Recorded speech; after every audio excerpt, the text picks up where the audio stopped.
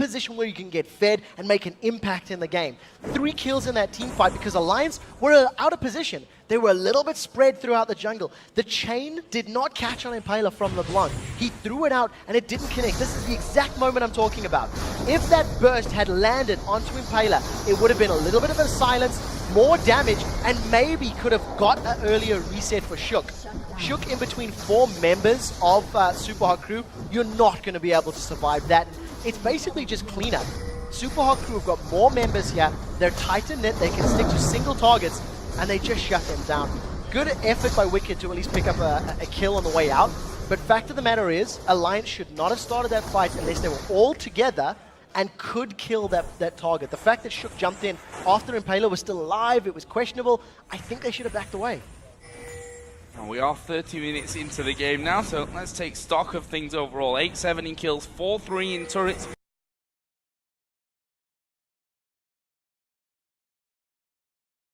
Cross, but the barrel pins him to the wall. Tabs is at the back as well, but Mima is regenning like no tomorrow. There was the active use from the Blade of the Ruined King, but Nif will fall, and they could keep going from this one as well. Tabs does manage to get away, but how far away as a briefcase lands? Triple kill again for Mr. Rawls, and that's 4 men down on Alliance's side. Back-to-back triple kills. Super Hot Crew thinking about chasing Froggen, realizing we've got tanks and there's an exposed inhibitor turret. They're going to pick up their 5th tower of the game, and they're going to grab the inhibitor. Froggen gets out, but he can't even kill Mixer. If a LeBlanc is unable to kill a support at this stage in the game, you're going to have a bad time. You need to be able to remove a member of your opposition team and then win with superior numbers. And Froggen is just trying to delay, just trying to prevent them getting more objectives. Yeah, and you see they're a little bit scared of backing off towards that Baron. As they were pushing in, there was 20 seconds on the spawn timer.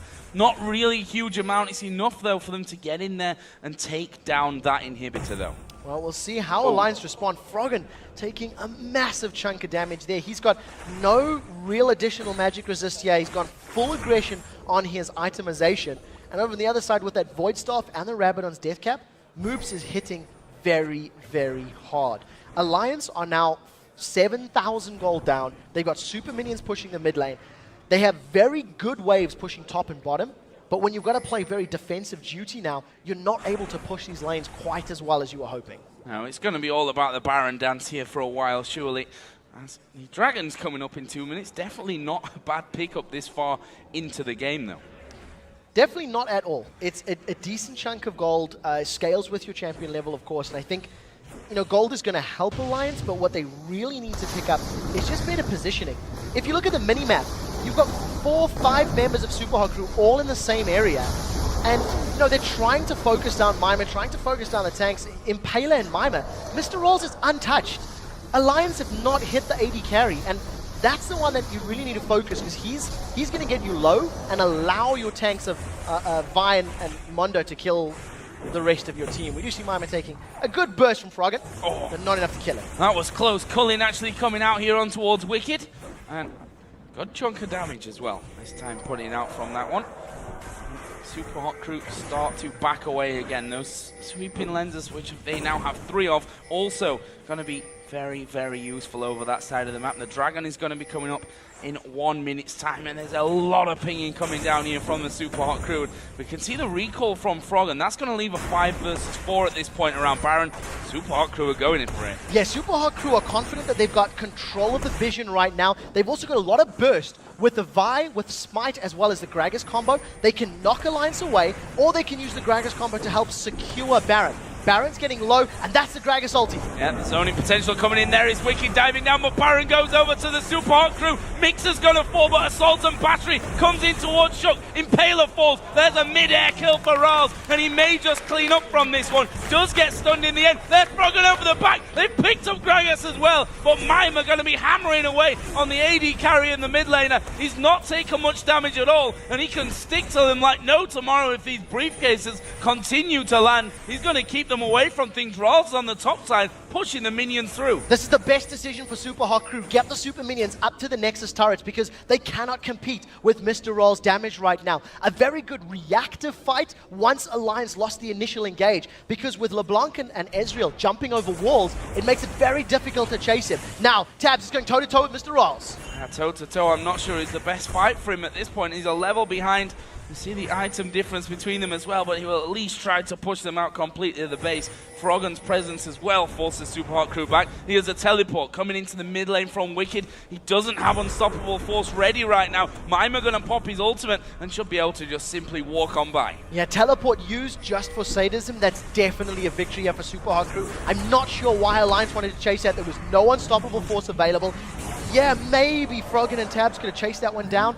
I don't think it was going to work out for them. On the way out, Super Hot Crew grabbed themselves a dragon as well. So they extend their gold lead further. They still have map control. And Alliance, they just responded to that Baron play late. They simply did not get there in time to realistically make an attempt. And you know, you can't really give a Baron away without any form of contest, so at the very least they did trade 3 for 3 in total for that fight. Well, one thing I'll give for Alliances, you know, their side of things on that Baron, well, the barrel is relevant as well. Moops was there the entire time, zoning them out completely. When they started to move close, the ultimate threw them back, delayed them a little bit, and yeah, they threw everything in there because look at the gold. It's almost a 10,000 gold lead. Alliance needs to start getting that back somehow. What Moops did to Alliance is what Froggen failed to do yesterday. He attempted to use his Gragas Barrel to knock the opponents away and thought that they were out of smite range. And all of a sudden, Cyanide just hops back over the wall and steals that Baron. Moops did it a little bit better. It was still risky, right? It was still risky. Probably could have been a little more accurate, but it worked out for them. And you've got Mr. Rolls, 804. Lost Mr. Bloodthirster, BF Sword, and 4 sweeping lenses. Super Hot Crew are going to play the vision game, denying it from Alliance. And we do see Moops caught a little bit by Froggen, but he doesn't get taken out. Yeah, DFG was used there by Froggen.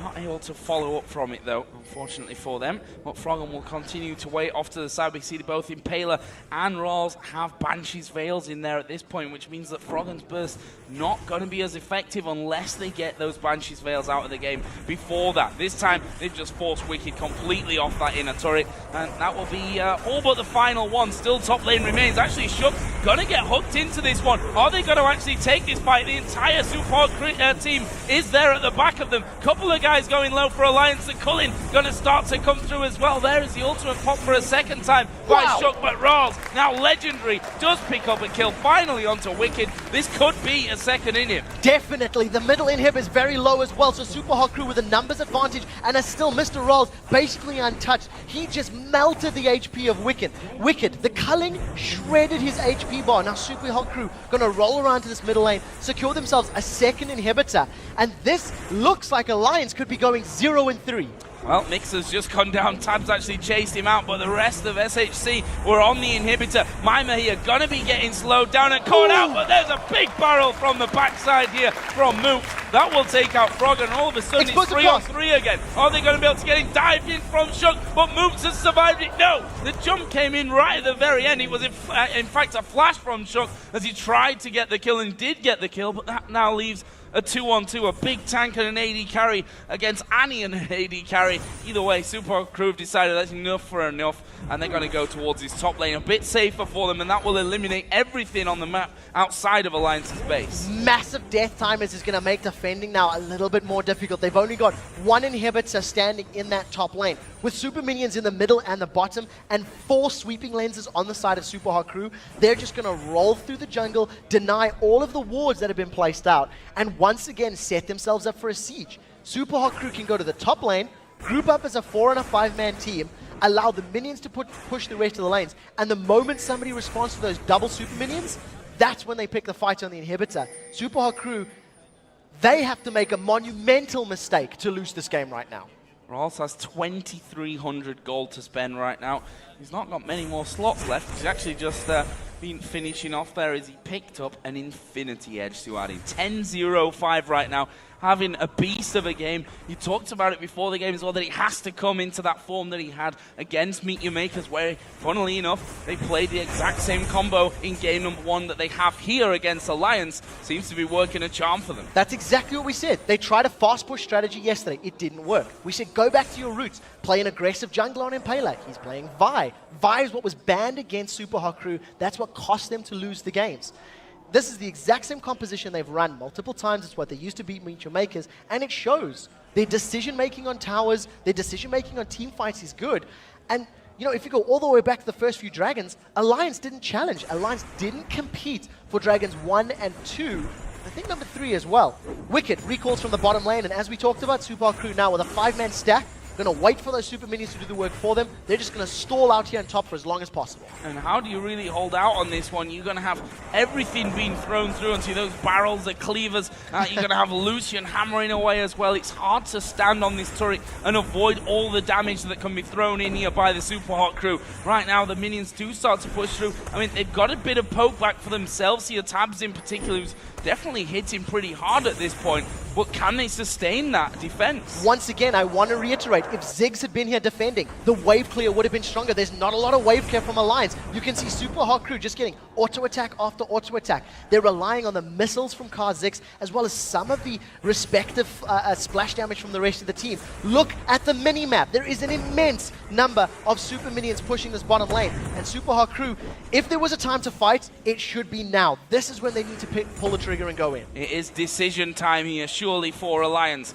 Who are they going to send down there? They've got Tabs moving in. He's actually doing a good job of taking him out, but this turret in the top lane, down to half HP right now. Is the fight going to come down? Look at the culling onto Nif. Loses half of his health instantly, and the Super Hot Crew are going for it. They're going to try and push down the final inhibitor turret. Wicked caught up with the box. Will they try and finish him off before he goes back? He uses Unstoppable Force. Barrel comes in as well. Nif goes down straight away, and this is surely going to be game here for the Super Hot Crew. Shook gets one. He will be allowed to then jump away. Well, that means no defense for Alliance, and the Super Hot Crew make a miserable first 2 days here for Alliance and pick up their first win in the LCS. They have done it, and they have done it convincingly.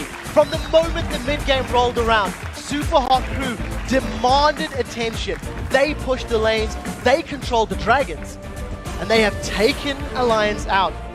This is the 3rd time we've seen the looks on these players' faces.